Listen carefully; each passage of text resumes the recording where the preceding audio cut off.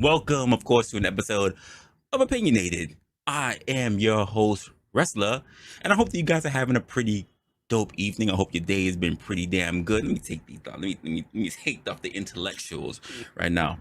Because we got a pretty deep conversation that's going to be happening today. We should really be having this conversation a lot because it's a pretty bold subject. It is. And we're really just asking, do we really need to bring shame back? Now, I know you have probably heard this already from some of your most famous and most favorites of YouTubers and content creators out there while everybody is dying on the outside. Because I swear, the moment I hit go live, all the ambulance trucks, all the fire trucks, everything want to come out. But that's what happens when you're here in New York. Now, before I really get into it, I do want to clear up a little bit something about this idea when we are talking about the shaming tactics or the shaming conversation. We are not talking about shaming other people here.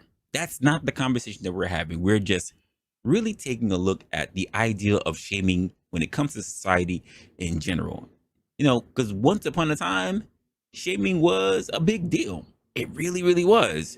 It was a way to keep the peace, you can almost say. And people knew this. People knew this, that it was a way to rein themselves in.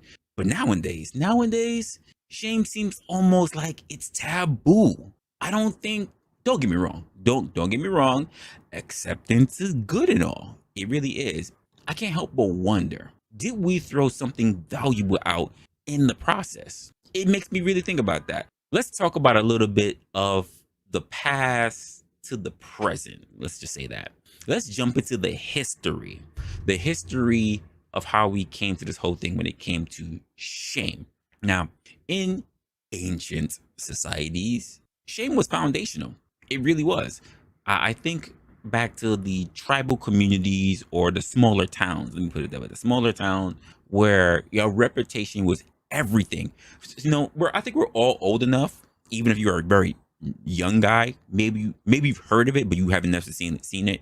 But when someone did this and they shook your motherfucking hand, it meant something. Their word was attached to it. For them to renege, for them not to show up to do that, it would be shameful. When they said they were going to be there and they did this and you shook their fucking hand, it meant something.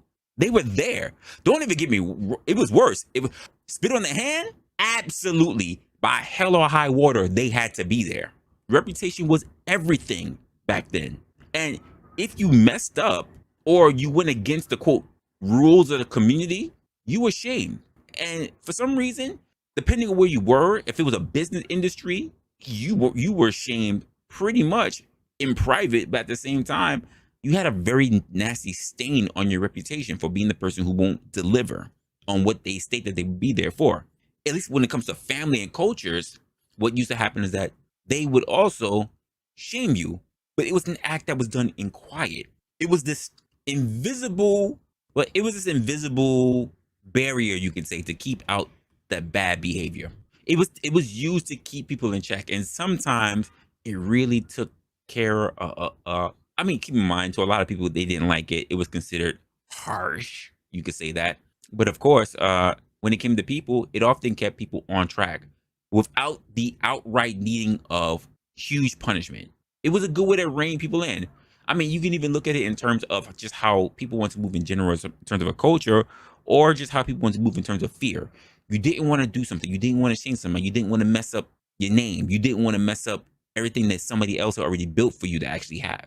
And shame was a societal signal that said, yo, hey, this behavior over here, it's not okay. Even the concept of public shaming, while people could say it's still harsh, especially today was something, and even sometimes about holding someone else accountable without throwing them in prison. The stakes would have definitely changed within the new era. So let's talk a little bit about this. Let's talk about how things have evolved. I don't know when the shift seriously happened. Well, let me not say don't know exactly, but I don't know exactly. I could tell you that somewhere between the mid 20th century, societies all around the world were shifting. They absolutely were. Societies decided that the rise of individualism, of being individualistic, and we were increasing the focus on personal not societal, but personal freedoms that change the whole role as to what we should look at in terms of shame. I think by the time we hit like the late 20th century, shame became associated with pretty much repression. That's the way how I see it, at least. Everybody wants to say, you can't hold me down, can't hold me back. I think you're trying to control me. That's when all that really started coming up. And while it wasn't so prominent and big, like in like protests like that, it was still something that was taking place. Now, forward to now, right? The process of all that is pretty much extinct. We now live in an era where freedom reigns supreme. But at what cost? That's the question. At what cost? Hey, and we might have to have a deeper conversation about that. Just saying. And I guess I'll start by asking you guys a question. I guess when I gotta really make something that I wish I had like some good like a team so they could just throw something like I could think ahead of time. And I need a mofo that can read my mind, so when I have these questions in my mind, they already just like put like a prompt down below or something. Because I wing a lot of this stuff. What I'm wondering what you all think. Is today's freedom from shame a sign of progress, or are we losing something crucial? And I want you to drop your thoughts on what you think about that particular question. Are we losing something very critical that keeps society together, or it's not that big of a deal? Just wondering. And I guess if we're going to talk about culture, let's talk about the perspectives on shame when it comes to culture. I guess culture perception when it comes to when it comes to shame. Let's dive into some things that might be a little bit interesting, and that's how different cultures view shame.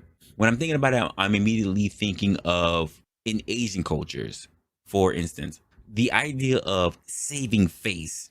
Very important key there. Saving face is deeply ingrained within their culture. Let me say it this way. Shame, when it comes to being in Asian cultures, isn't about like, it's not a purely a negative thing. It's not. It's about basically showing respect to the family, showing respect to the community, showing respect to tradition. In some Middle Eastern cultures, hell, I'll even say Latin cultures, to be honest with you, shame plays a similar role when it comes to honoring one's family, to honoring one's heritage. I mean, think about Native cultures, where shame can be a part of, quite frankly, restorative justice. I think about Native Americans in this particular instance, bringing back someone into alignment within the community values, not just complete rejection. Something to think about. Now, let's compare that to the Western perspective, especially in places like the good old US of A, where individualism is key. We don't really pride ourselves on being on the culture part. We don't really talk about the traditional parts when it comes to family. We really harp on being an individual. That's the most key part of everybody else. Shame isn't something people want to feel or even think about. It seems as almost an attack. It's an attack on self-expression. But I think maybe that we can find a middle ground where shame could have a purpose. It can serve a purpose without overstepping boundaries. What do you think? You know, again, I guess I'll give you the question that's popping into my mind right now.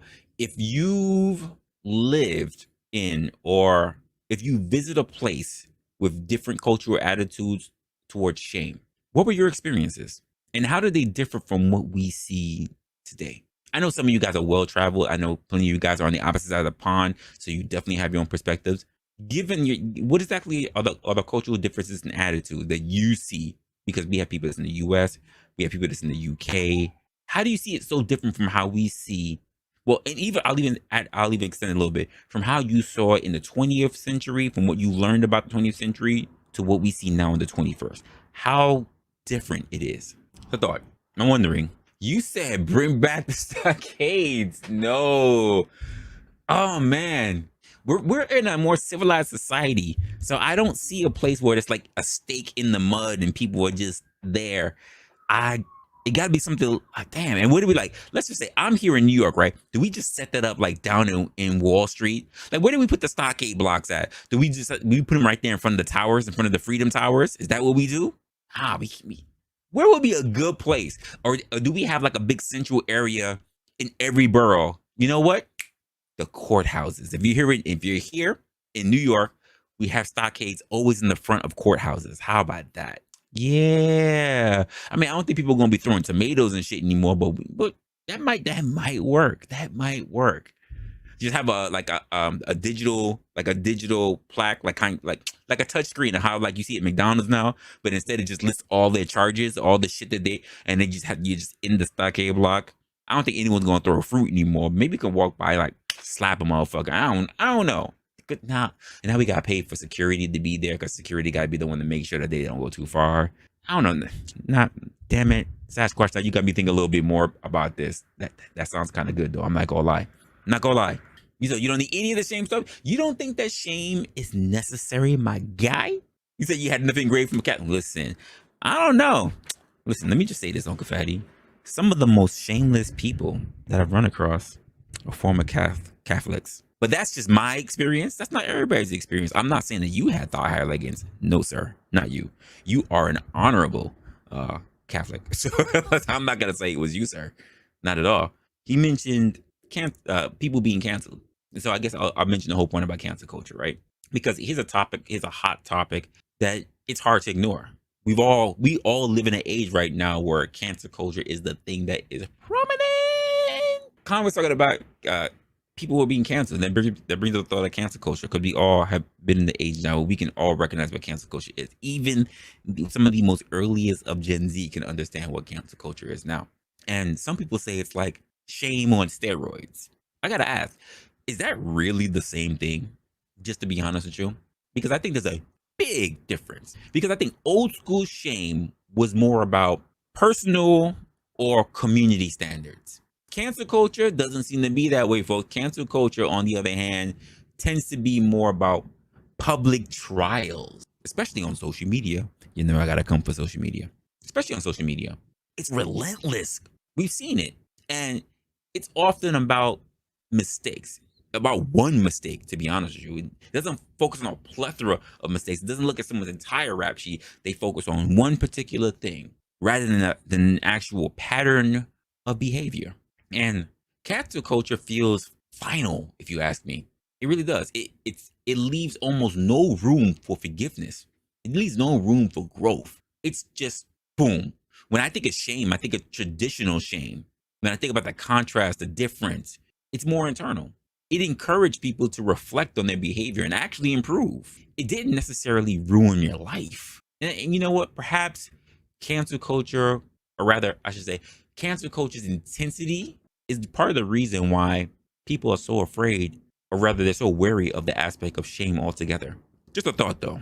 It's just a thought. So, what do we think about the psychology of shame? Like, is it really a bad thing? I mean, it's easy to say shame is damaging. Is it always? Now, I remember reading that psychologists argue that shame is actually beneficial because it prevents harmful behaviors. I think the key is how exactly is shame applied. Here's a little. Let's have a little bit of nuance. So the nuance, I think we talk about, because shame has two sides. There's healthy shame, which can lead to like self-reflection. It can lead to like the aspects of when we're talking about negative shame, the kind of stuff that actually cripples people. Because negative shame is about feeling like a bad person, while quote healthy shame is about recognizing the harmful actions that you have done, either to yourself or to other people. I think when you look at society today, maybe we're conflating the two. I think we're so worried about negative shame that we avoid healthy shame altogether, even if it might in fact be useful. But I think there's some areas when it comes to when we're talking about the conversation of shame, that because shame is just how it is in general, that people tend to want to avoid it all, even the most helpful parts. So I think of what are some of the modern examples that we might look at that might help. I'm talking about the things that we can hold on to that's here in the present, where shame might actually be beneficial to people today. I mean, imagine if people felt a bit of shame about oversharing online. That would be a good thing. How about how people should feel shame about how they treat service workers so poorly? We're not talking about tipping. We're just saying the treatment of service workers. Sometimes it feels like we've lost that sense of restraint. In fact, I think we live more in a culture now where we think that it's okay to just do and say whatever we want and treat people with ill regard, even if we've already been in their shoes at some point in our past. A great example is I had an ex, right? She worked customer service, and she understands the whole customer service process, the return process, the buying process, all that. She's worked in the service industry, retail. And yet when she goes to return clothing, when I was with her, she decided to berate and get nasty with the returns cashier. I had to stop her and then say, what the hell are you doing? And I berated her for berating the young lady. I said, you already know what it's like. You already know she has nothing to do with it. This is not her company. It's not like the fact that she's the one responsible for the fact that you bought the shit in the first place and that you gotta fucking return it. I went in on her. And there were two women behind me that looked at the situation and they were just like, he a real one. And then I made her apologize to the cashier by name. Look at her name tag and apologize to her, because you know she had nothing to do about it. And if someone who's actually worked in customer service, how dare you do that to her? Yes, it was embarrassing. Not just for her, but also for me. Why would we do that? Why do we believe that we should have no more restraint on ourselves? I think we can even look at the things like dieting and lifestyle. Not to shame anyone, if unhealthy habits became less glorified, maybe there'd be a shift in the behavior. It doesn't have to be extreme, folks. It's just enough people to make them rethink things. I think that's important. That's just my opinion. You can have a whole different opinion about it. So let me ask you guys a question. Do you think that shame can make a comeback in today's culture? That's an honest question I'm asking. And I guess I'll give I've given kind of two cons and pros for it, but I guess I'll give my reflection on what I'm thinking about this so far. Because there was a time in my life when a bit of shame pretty much stopped me from making a very, very poor choice. Let me ask that question again to you guys. Do you think that shame can make a comeback today in today's culture? Because like I said, I know that there were times in my life where the things that I thought that would be very shameful were the exact reasons why I stopped doing something, why I didn't make very bad choices. And not for nothing, maybe some of you guys can relate. Maybe there's that little voice that makes you pause and makes you really think before you decide to do something that could be not in your best interest. I think that everyone pretty much, everyone has a story like that. Because shame isn't always a fun thing to feel. But I think like shame, especially when we get the little voices in our minds, they're like gentle reminders. They're gentle reminders that remind us of our values and our goals. Is that really a bad thing? Some people like to, especially in the age of people now that I have to contend with, they talk about empathy. So why don't we talk a little bit about that as well? And I guess I'll ask the question that if we can't bring shame back as it was, is there something that could be there to replace it? Since people say empathy, let's talk about empathy. Could empathy or mutual respect, whatever the fuck that is, that's earned, by the way, but mutual respect give us the same benefits without the downsides? Some people say yes, some people say no. I think it's a matter of perspective. I think this is a weird thing where people just believe everybody should be on equal footing from the start. Said it's been normalized in the culture and the extent that it's become an impotence on basic criticism. Okay, that's actually pretty good. I think I don't know if a lot of people think about it that way. I think we all know it, but I don't think people really take the time to internalize that. So everything is possible. But the traditional shame is not the best for folks. Minute in an hour. Okay, that's fair. That is fair. Said also, shame's given a thing that are not actually shameful. Oh, good call. Good call. There's so much misunderstanding now, it's not even funny. That's a very good call. Damn, that was actually good. So, could empathy be a positive influence? I'm thinking about the things that are helping us to be mindful of others without leading to this quote thing of guilt or this heaviness of shame. Because people keep telling me that, we need to find more empathy. They never talk about shame though. The question is, can empathy be just as effective? I'm not too sure about it, but that's my own personal thought, but other people might feel differently. Do you think that bringing some social shame would really improve society? Is it just something that we look at as too harmful now? And I just wanted you to let us know what exactly does that think? What do you think about that? Should we bring traditional shame back, or should we be looking at empathy or something else to help do the replacing of that? What's good, y'all? What's good? Hopefully you enjoyed a little bit of that video, just to get a little taste of what's happening on that particular episode of Opinionated. If you want to know more about it, check the link down in the description to see what the perspectives of myself, but also for any panelists that we may have on the particular episode. Also, give your actual thoughts and opinions on what you think about the topic as well. And if you have your own particular topic that you think might be thought-provoking for other people to listen to as well, information is also down in the description. See you in the next one.